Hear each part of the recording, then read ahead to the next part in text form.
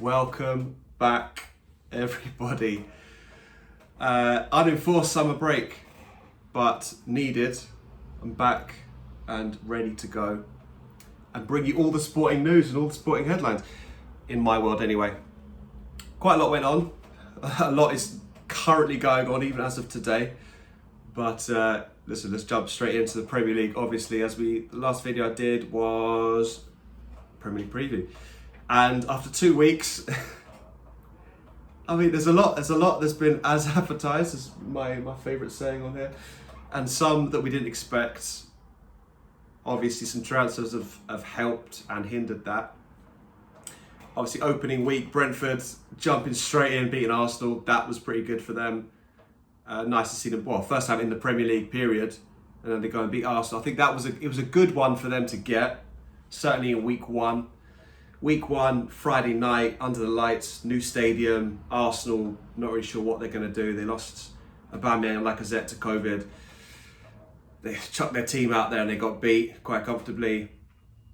Not the greatest start for them, bearing in mind then they went and run into Romelu Lukaku and Chelsea, and now they've got City next week. So as far as Arsenal concerned, not going well, obviously. Opening week, Man U demolished Leeds, as per. Everyone else it all kind of went to plan. Week one kind of went to plan, obviously, unless you're Arsenal, and obviously City losing. Jack Grealish going out for his debut. City lost to Tottenham, who didn't even have Harry Kane. So that was kind of strange. City don't like that stadium. I think they've lost all their games there. So City do not like going to Tottenham Stadium. So week one was sort of as expected on the whole. I mean, Arsenal probably you wouldn't have expected them to lose, and City maybe not. But everyone else, all the teams won. Everton got a win as he should have. Norwich lost, obviously, as you expect them to do. Liverpool went in there and picked up as they left off pretty much 2 years ago. It really does seem like this Van Dijk injury was bigger than certainly I mean, obviously everyone knew that it was big, but I didn't realise they literally did rely on one player for their sort of team spirit and their drive. So he's come back and they've just gone copy paste, like I said, from a couple of years ago. Last weekend it was back to business for City at home to Norwich, as you'd expect, beaten 5-0, very much as expected. Liverpool got another win. Chelsea beat Arsenal, as we said. Lukaku, I mean, they got Lukaku I think a couple of days before. He just went out there and just did a Drogba of old. Went out there and absolutely dominated Mari and Arsenal, put them in a bit of a hole. Obviously, United drew with Southampton. That was one of those games. It's a weird one because obviously United used to go behind as of the last 2 years, or certainly last year anyway. They go behind, it's like, okay, no worries, we're going to win anyway. And this time that wasn't that. The crowds, I think the crowds are going to play a big part this year. Like I was mentioning before, I really think that you won't get away with things, and the momentum won't go just by what's going on the pitch. So like obviously with no fans, you're playing against a team. If they're feeling it, you've got nothing else to really go on. But as we kind of saw a little bit with Southampton Man United, the crowd won't let you just fall apart at 1-1. So, and there'll be pressure, and maybe, you know, Man United will feel more pressure to overcome the fans, and you know, that's just in that particular game. But I really think that crowds, it's going to be a different sort of dynamic this year. I think the crowds are going to make pressure a thing, and you're going to get some players who've been enjoying the last year and a half with no crowds and no pressure, suddenly getting thrown under the bus a little bit and have to perform with people booing you and jeering you, and you know, that kind of discontent you start to feel in stadiums when it's like 1-1 and the other team's pressing, which was just not a thing before. So that's going to be an interesting one. So United are kind of hit and miss. Jadon Sancho, one of my players to watch. Sancho and Tony so far. I mean, Foden's been injured, I think, so I'll give him a pass. But Tony's not scored yet. Sancho's had 2 sub appearances, so we'll see what happens from now on. Lukaku hit the ground. I mean, it's like he's never been away. He just jumped straight in, just dominating the game. And he seems to really be their focal point for Chelsea. And I think, 20 goals is more well and truly on the cards for that boy. So, apart from that, West Ham, top of the league, kind of picking up where they left off before I did that video about how West Ham are going to come top 4. So, they've kind of just picked up and go, right, okay, now we're going to carry on playing. They've got a good team, really good team. I mean, they've always had it. Well, I say always. They've had a good team for the last year or so.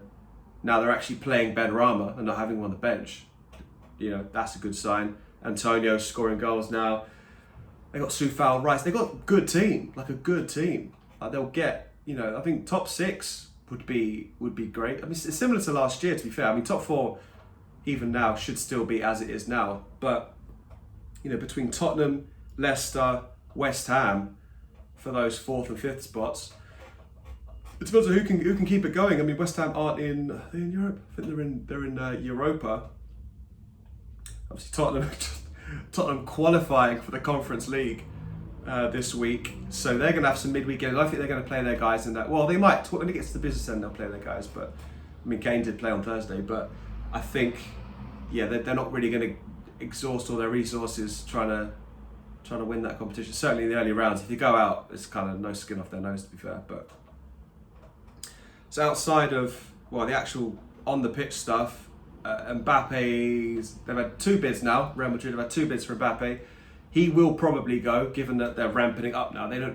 Teams don't tend to make bids and bids and bids and then just back off. They'll pay what PSG want, and that little trio, the greatest trio of all time, has now been broken up already. Mbappe will go to Madrid. That'd be good for him. He needs to do that. He needs to get out of PSG and be his own guy and start winning some real trophies in some real good leagues. So this is a good move for him career-wise, and it lets Messi and Neymar have their little bromance in PSG, and you know they can do their thing there. I don't think Mbappe fits. If anyone's going to leave, if there is any discontent that's going to arise, it'd be because of Mbappe. So getting him out of there, he gets to do his thing. PSG gets some money to start paying for Messi for a couple of weeks, and then they can just crack on from there. Obviously, as of yesterday, Ronaldo to Man City is looking very, very likely. Now, obviously, everyone is. It depends on who you are. If you're a United fan, it's one thing. If you're not, it's a totally different thing. I think the bones of it are people do this all the time. So Michael Owen went from Liverpool to Man United eventually in a roundabout way. I mean, we had Sol Campbell go from literally Tottenham to Arsenal. So these things do happen. Frank Lampard ends up at City. It's different now because I get a Figo goes from like the Real Madrid Barcelona thing has happened many times, and I think now at this stage of his career we can see it's business. I think it's very similar to Lampard, except obviously it's Man U, Man City, and you don't normally go from Man U to Man City unless you're Peter Schmeichel, of course. It does happen. Like it's the precedent has been set for this kind of thing. I think me personally, if he was to go to anyone, any of our rivals, to me, this is slanderous for United fans to say, but I think City, if it could be anyone, it'd be Man City, because I think it's not really a fit. Like, he's going to go there, he's going to play centre forward, obviously.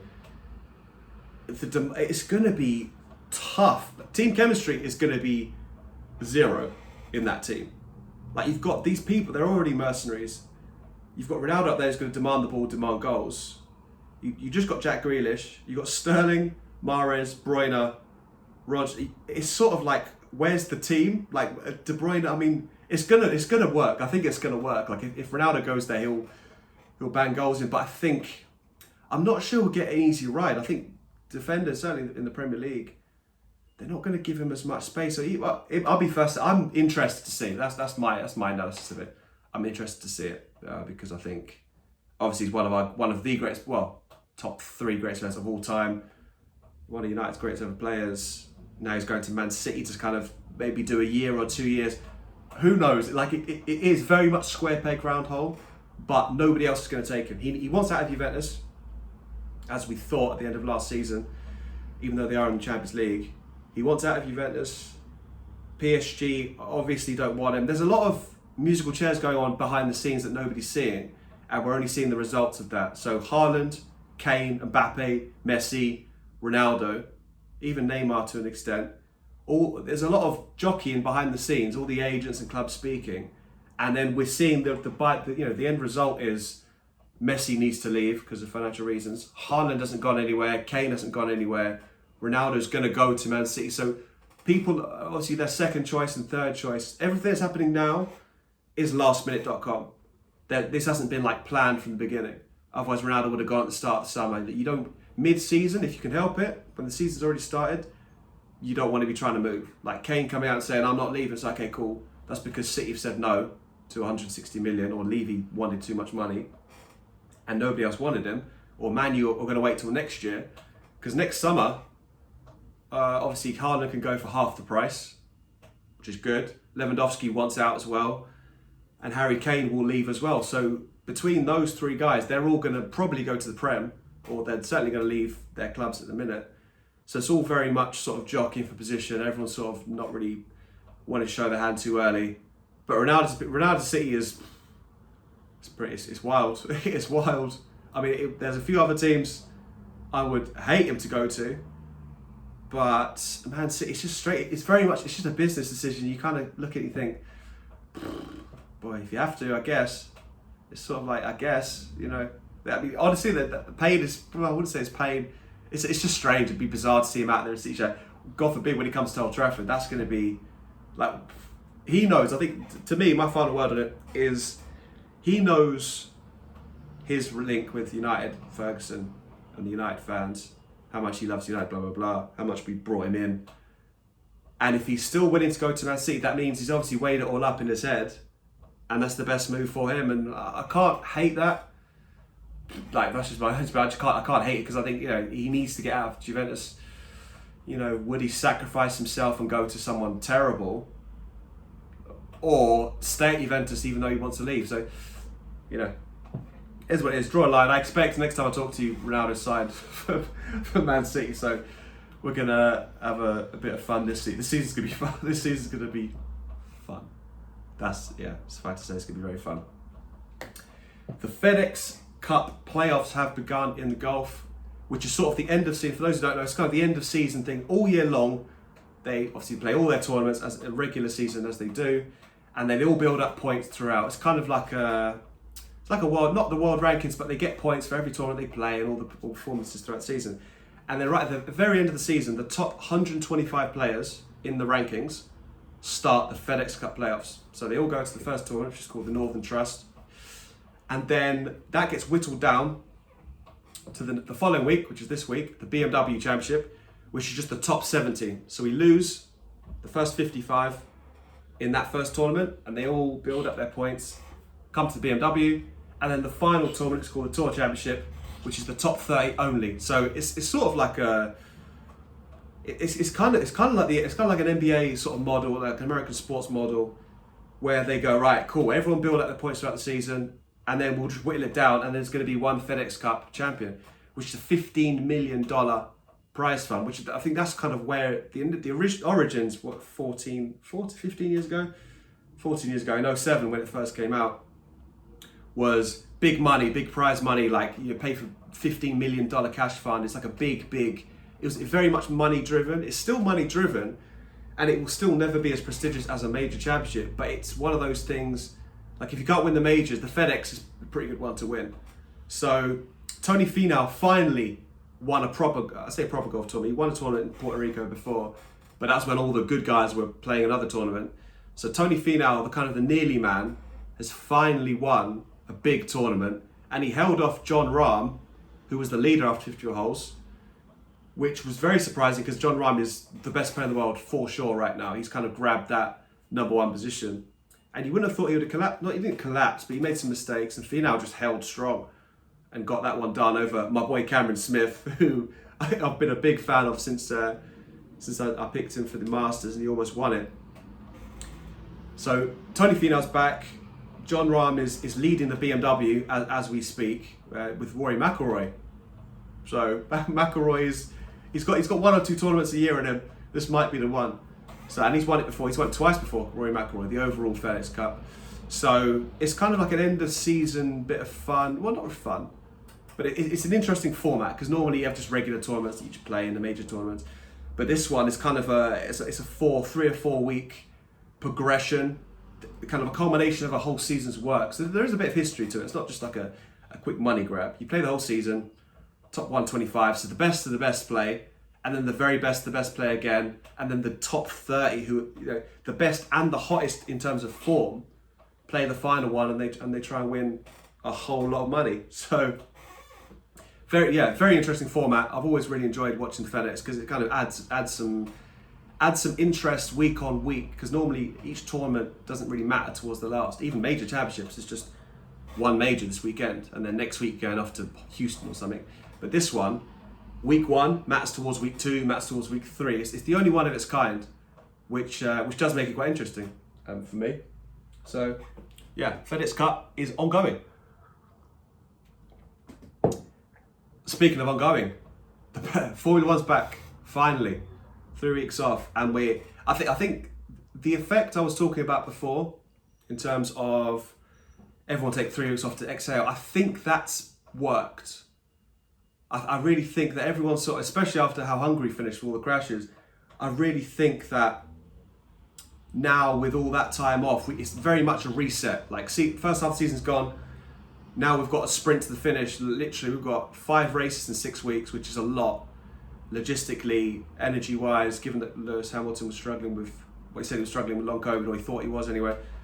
3 weeks off, total reset, back to Spa in Belgium, which, I mean, it's Monza and Spa are the two, but Monza, Spa in Japan, Suzuka, they're the 3 most iconic tracks, I think. I mean, Silverstone is as well, but Spa visually is an outstanding racetrack. It's got everything to it. It's got very, very long straight, a lot of twisty corners, on camber, off camber, so many fast corners, slow corners, and the history in it is just vast. It's just massive, massive history of a racetrack. Hamilton won last time out, and he came second the year before. This obviously, it's kind of hard to judge. I mean, it's hard to judge year upon year because this year is very close. Like, Mercedes have been dominant, so it's hard to say Hamilton's gonna definitely do well here. But he has won this track 4 times, I think.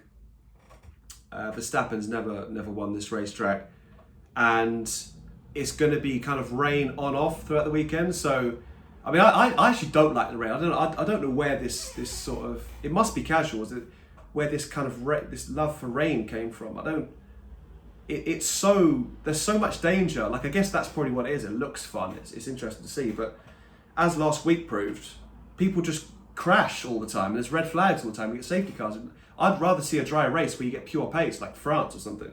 Like, I don't really want to see, a title rival get spun off into the gravel because it's wet.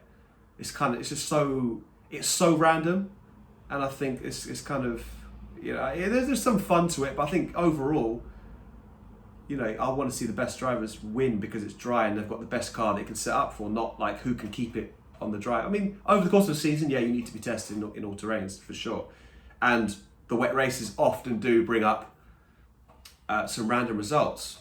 Case in point, Hungary 3 weeks ago when Ocon won. So it's nice to mix it up, but let's not mix it up too much. This is from a sport point of view, not even from a Verstappen point of view or a Hamilton, because obviously, either of them could spin off at any time and it just swings the whole title race one way or the other for kind of no reason whatsoever. So we're back. Hamilton leads by 8 points, which is obviously nothing, and Mercedes lead by 12.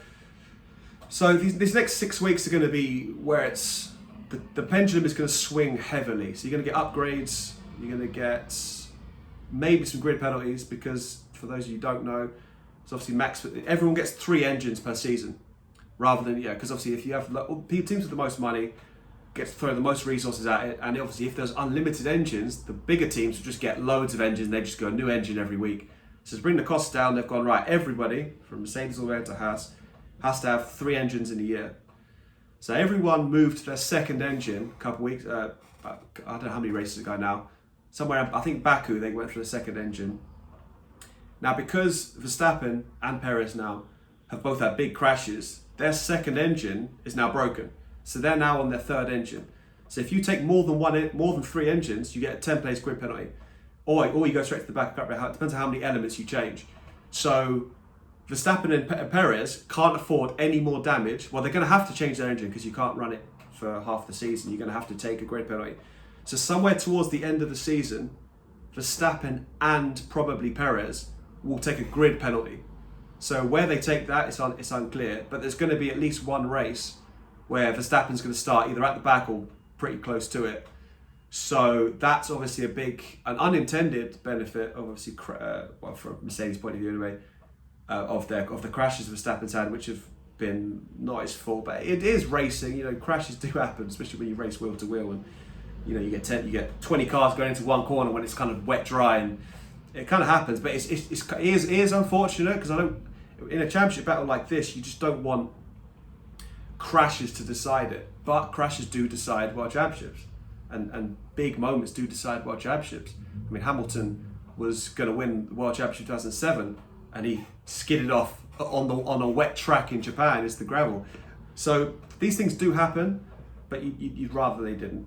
But we're back like 5 and 6 weeks, and it's going to be a big step towards who's going to win the championship. If someone can pick up momentum and win 4 of these races, it's going to be hard to come back from, because now the gaps are really important. Like, if you build up a gap now, points wise, you're going to have to do a lot of chasing down the back stretch when some of these races are kind of undecided. I mean, Australia's gone, Japan's gone, so they're going to do some double headers some places.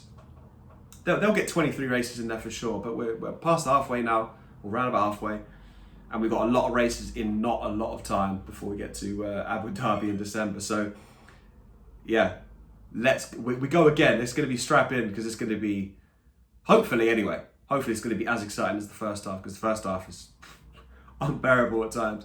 So yeah, to wrap up, only because of what happened last week. So post-Olympic Games, everyone was sort of looking forward to this next Diamond League meeting, which is in Eugene in America, where you had Sha'Carri Richardson, who was banned for the Olympics. You've got Elaine Thompson-Herah, who's the Olympic champion now, double Olympic champion. Shelley and Fraser-Price. You had all the best women's sprint. It's like literally an all-star race. And it was billed as the big showdown between Sha'Carri Richardson, who was banned, and then all the Jamaicans who went 1, 2, 3 in the Olympics. And Sha'Carri Richardson came last. She came last. I'm not sure. Even watching the race, she looked like she had that first trip, the drive phase was good. And then when Thompson-Herah and Fraser-Price just accelerate, there was just no acceleration from Sha'Carri Richardson. She came last. So that was obviously a big thing. But the biggest thing, once again, Elaine Thompson run 10.54. Now the world record is 10.49. The world record, as I've been saying this whole time, is borderline up. I mean, nobody gets that down that far. Like, people, 10.7, 10.6, you've had about 3 or 4 women who've run 10.6. 10.54 is like, literally only one person's ever done it. And that's obviously suspicious, as we all know. But so Elaine Thompson-Herah is probably going to break the world record at some point, which I didn't think. Coming into this year, you just think one of the more untouchable world records that there are was that one. And I think now we're looking at it actually being broken. I mean, she's only 29 as well. She can, based on how she's running and given the competition, like I keep saying, competition making you much better. She's got Fraser-Price, who don't know how she's doing what she's doing, and Sha'Carri Richardson, who's obviously very young, running very fast. So they're pushing her towards, I mean, legendary. If she breaks the world record, flip the neck. I think it could go. In the next 2 years, the world record could go, for sure. Now, following on from that, literally last night, another rematch between those 3 Jamaicans. This time, Fraser-Price beats Elaine Thompson. Finally, she gets her back. So they're kind of like 2-1 to Elaine Thompson now. Fraser-Price run a PB at 34 years old and being a mother at this late stage in the season. She's run a PB 10.60. So she's now outright the 3rd fastest woman of all time. So you've got Flojo, 10.49. Elaine Thompson, 10.54. Shelley Ann Fraser-Price, 10.6. I mean, 10.6, like, for third, I'm trying to wrap my head around this. 10.60 at 34 years old. So she's the 3rd fastest woman of all time at 34 years old. I mean, I don't know. I'm just like, I'm just confused by it all. But it's fun to see, because every single Diamond League meeting now from here to the end of the season is going to be just blockbuster, because everyone's brilliant.